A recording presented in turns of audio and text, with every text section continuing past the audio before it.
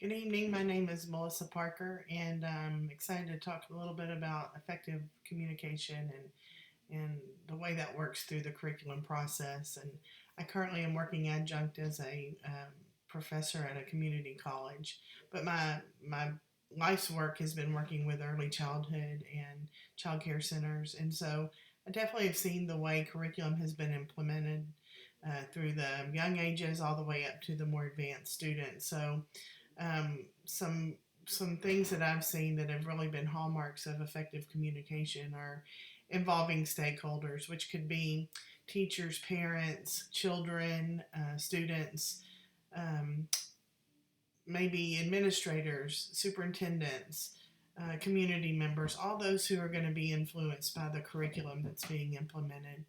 And bringing those people to the table and encouraging dialogue, which can be really fear provoking when you're sitting at a table with people with varied intellects and educational backgrounds, but really encouraging people to share their thoughts as we work on the curriculum process, being sure to foster dialogue.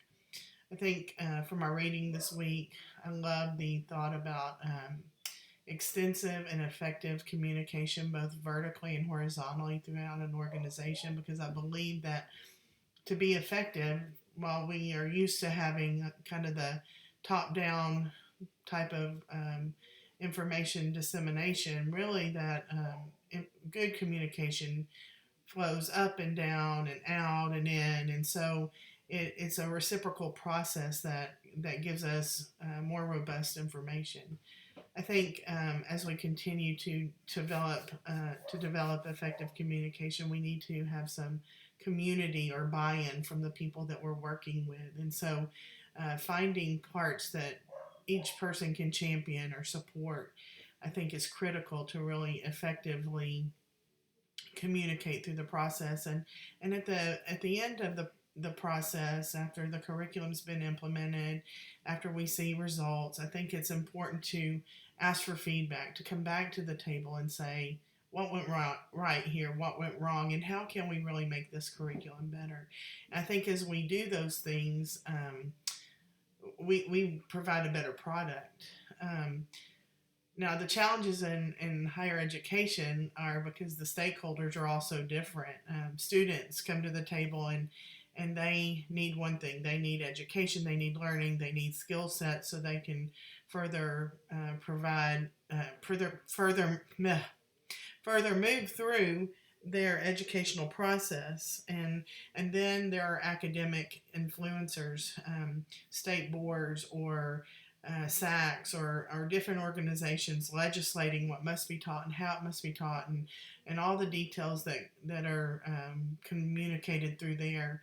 And then there's the community, and that those are the people who are supporting these educational efforts. And while we don't often talk about college being a business, it often, I mean, it is a business that runs on basic principles that are very similar to those in the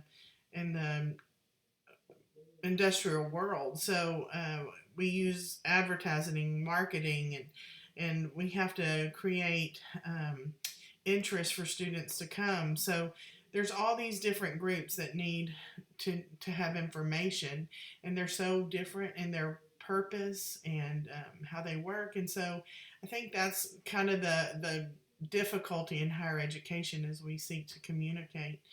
Um, and then, we do have students who disagree with our findings. And, while that's challenging in some ways, man, that's exciting in some ways that they're using their brain and trying to assert their they're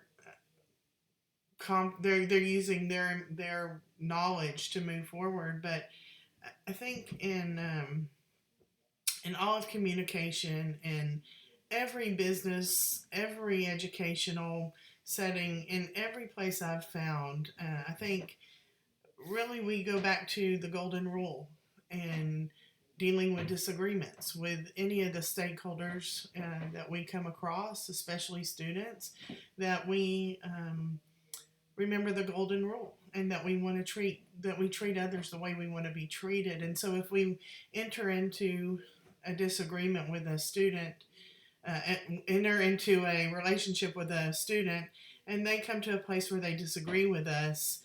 I hope that, and I pray really that we provide kind, compassionate information and guidance for them. Honestly, I try to think of their perspective and where they're coming from, and how scary it is at some points to be in the educational fields and learning, and really just try to put myself in their shoes, and try to understand where they're coming from. Um, Thanks.